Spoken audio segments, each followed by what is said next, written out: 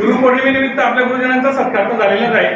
त्याबरोबर आम्ही पोलीस विभागामार्फत एक रस्ता सुरक्षा अपघात प्रतिबंधक माहितीपट ह्या पीपीटीच्या माध्यमातून आपल्याला प्रोड्यूस करणार आहे आणि आपल्याला जनजागृतीच्या माध्यमातून याच्यातून जनजागृती व्हावी या उद्देशाने आपल्याला माहिती देणार आहोत। सध्या माहिती देणार आहोत तर परिचय रस्ते अपघात आकडेवारी। रस्ते अपघातामध्ये संपूर्ण देशामध्ये दरवर्षी साधारण 4.5 लाख ते 5 लाख अपघात होतात। त्यामध्ये साधारण 1.5 लाख लोक हे अपघातात मरण पावतात। तर इतक्या मोठ्या प्रमाणाने आपल्या या अपघाताच्या माध्यमातून आपले कॅज्युअलिटी होत असते। तर याच्यातून आपल्याला काय काय उपाययोजना आपण केल्या पाहिजे, काय कुठल्या गोष्टींची काळजी घेतली तर अपघात होणार नाही किंवा अपघात झाला तरी प्रिव्हेंट होईल, कोणाचं त्याच्यात डेथ होणार नाही, कॅज्युअलिटी होणार नाही। अपघातांमध्ये प्रामुख्याने मृत्यू 18 ते 35 वर्षाच्या दरम्यानच्या तरुणांचे प्रमाण जास्त आहे। कारण या वयातली जी लोक आहेत मॅक्झिमम याच वयातली लोक ड्रायव्हिंग करतात आणि ते ड्रायव्हिंग करत असताना त्यांच्यावर एक पूर्णपणे एखादं कुटुंब अवलंबून असतं। जर एखाद्या अपघातामध्ये एका व्यक्तीचा मृत्यू झाला तर त्याचे परिणाम संपूर्ण कुटुंबाला भोगावे लागतात। तर त्या अनुषंगाने आपण काय काय उपाययोजना केल्या पाहिजे आणि काय काय केल्यानंतर अपघात कमी होतील आणि जरी अपघात झाले तर याच्यात कोणी मृत्युमुखी पडणार नाही, त्या दृष्टीने आपण आज माहिती देणार आहोत। ज्या ज्या वेळेला ऍक्सिडेंट होतो त्या त्या वेळेला आपला जो वेग असतो तो सगळ्यात जास्त कारणीभूत असतो। जर समजा एखादी गाडी 100च्या स्पीडने जाते आणि एक गाडी 10च्या स्पीडने जाते तर अपघात होण्याचे चान्सेस कोणाचे, ज्याचा 100चा स्पीड आहे त्या। तर वेगावर ज्या ज्या वेळेला आपण आपल्या फॅमिली बरोबर ट्रॅव्हलिंग करणार त्या वेळेला जर आपले वडील म्हणा, आपले काका मामा कोणी ड्रायव्हिंग करत असेल तर थोडीशी गाडी जेव्हा फास्ट जाते ना तर त्यावेळेला आपल्याला कळतं। मग आपण जरी गाडीत असाल तर आपण आपल्या पालकांना जर सूचना दिल्या तशा की थोडा वेगावर नियंत्रण ठेवा, तरी आपलं म्हणणं आता मी सुद्धा एक पालक आहे। जर मला कोणी सांगितलं तर मी ती गोष्ट थोडीशी दुर्लक्ष करतो, पण माझ्या मुलीने जर मला सांगितलं तर ती गोष्ट निश्चितच मी ऐकतो। तर अशा प्रकारे जर आपण आपल्या पालकांना सूचना दिल्या आणि वेगावर नियंत्रण केलं तर त्या दृष्टीने सुद्धा अपघाताचं प्रमाण निश्चितच कमी होणार आहे। आणि समजा 100च्या स्पीडमध्ये जर एखादा ऍक्सिडेंट झाला आणि 10च्या स्पीडमध्ये ऍक्सिडेंट झाला तर 100च्या स्पीडमधला जो माणूस आहे त्याचा मृत्यू होण्याचे जास्तीत जास्त चान्सेस आहे। 10च्या स्पीडमध्ये जर ऍक्सिडेंट झाला तर हाताला पण लागणार नाही, फ्रॅक्चर पण होणार नाही। तर निश्चितच अशा प्रकारे वेग आपण आपल्या पालकांना किंवा आपल्या जवळ जे आपल्या परिचयाचे जे लोक असतील त्यांना वेगावर नियंत्रण करण्याबाबत आपण विनंती केली पाहिजे त्यांना। दुसरं आहे लक्ष विचलित होणे। आजकाल मोबाईल हे इतकं साधं माध्यम आहे की मोबाईलमुळे ड्रायव्हिंग करत असताना बरेच लोक आपल्याला एका कानाला फोन ठेवून अशी गाडी चालवत असतात।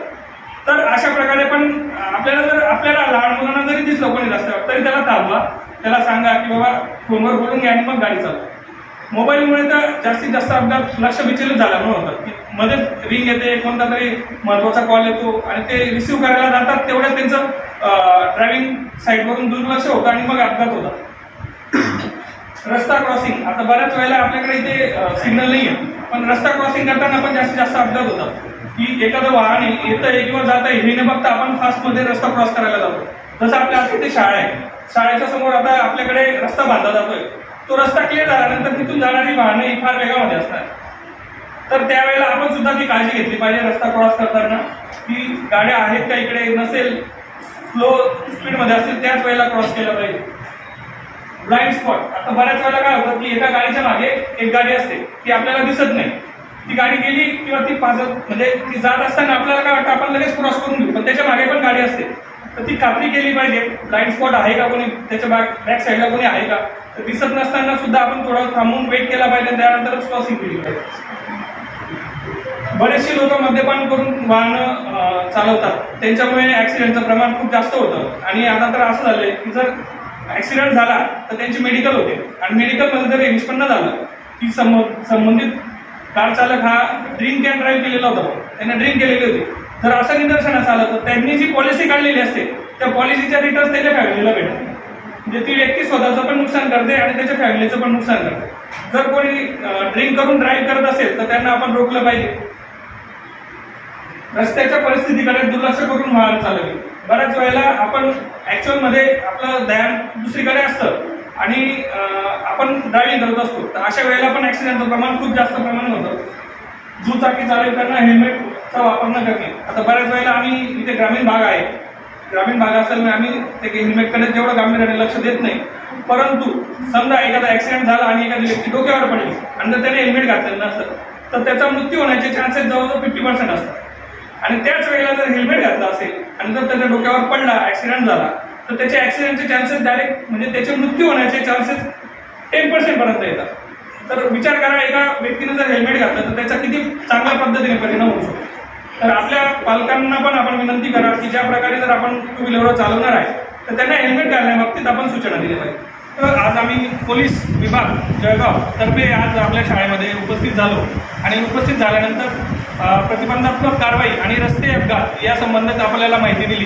तर या संबंध दिलेल्या माहितीचा जर आपण पुरेपूर वापर केला, ट्रॅफिकचे रूल्स आणि रेग्युलेशन जर आपण पाळले तर निश्चितच अपघाताचं प्रमाण कमी होईल आणि जरी अपघात झाला तर मृत्युमुखी होण्याचं जे प्रमाण आहे ते कमी होईल। आणि जर आम्ही 10% जरी कार्यक्रम झाला तर आजचा हा कार्यक्रम हा निश्चितच सक्सेसफुल झाला आहे असं मी गृहीत धरेन। Thank you so much.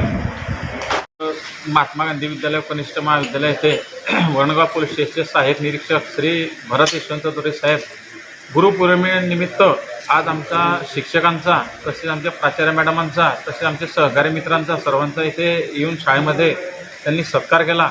या सत्कारांचे त्यांचे ऋण आम्ही कधी आयुष्यभर विसरणार नाही आणि त्यांच्या ऋणात आम्ही राहू इच्छितो असे मी आभार व्यक्त करतो। श्री भरत यशवंत चौधरी साहेब तसेच होमगार्डचे समादेशक, आपल्या महात्मा गांधी विद्यालयाचे संचालक संजय कमलाकर चौधरी, तसेच आपल्या शाळेच्या मुख्याध्यापिका सौ विके चव्हाण मॅडम, किरण जाधव सर, तसेच आपले वरणगाव पोलीस स्टेशनचे सहकारी मित्र, तसेच आपले कॉम्प्युटरचे तडवी सर यांनी सुद्धा आपल्या कार्यक्रमाला उपस्थिती देऊन शोभा वाढवली। सरांनी जो ट्रॅफिक नियमाचा विषय, ॲक्सिडेंट विषयी जो सल्ला दिलेला आहे तो आपण काटेकोरपणे पाळू असं आपण सर्वांनी आश्वासित करून आपण सरांना आश्वासन देऊ आणि आपण आपला हा संदेश आपल्यापर्यंत मर्यादित न ठेवता आपल्या मित्रांना, आपल्या आईवडिलांना, आपल्या काका, आपल्या घरच्या पूर्ण परिवारांना आपण समजावून सांगू अशी मी तुमच्याकडून अपेक्षा करतो। तसेच सरांनी अजून एक चांगला संदेश दिलेला आहे की गाडीचे टायर फुटणे म्हणजे उष्णतेमुळे टायर फुटत असते। ज्यावेळेस आपल्या वरणगावचं टेम्परेचर आहे 85 वर असतं, म्हणून त्यासाठी सरांनी एक आपला चांगला असा संदेश दिला की झाडे लावा, झाडे जगवा, जेणेकरून या झाडांचं झाडे लावल्यापासून आपल्याला पाऊस चांगला पडेल असा हा संदेश आहे। म्हणून आपण याचंही आपण काटेकोर पालन करू आणि आपण वरणगावच्या पोलीस स्टेशनच्या माध्यमातून किंवा नगरपालिकेच्या माध्यमातून आपण आपल्या वरणगाव महात्मा गांधी विद्यालयाच्या तर्फे वृक्षारोपण कमीत कमी 50 झाडे कुठेतरी आपण रोपे लावू आणि जगवून दाखवू आणि सर्वांना आपण ते 100% सक्सेस करून दाखवू अशी मी तुमच्या वतीने आश्वासित करतो आणि हा कार्यक्रम इथेच संपला असं मी जाहीर करतो। धन्यवाद। जय हिंद, जय महाराष्ट्र।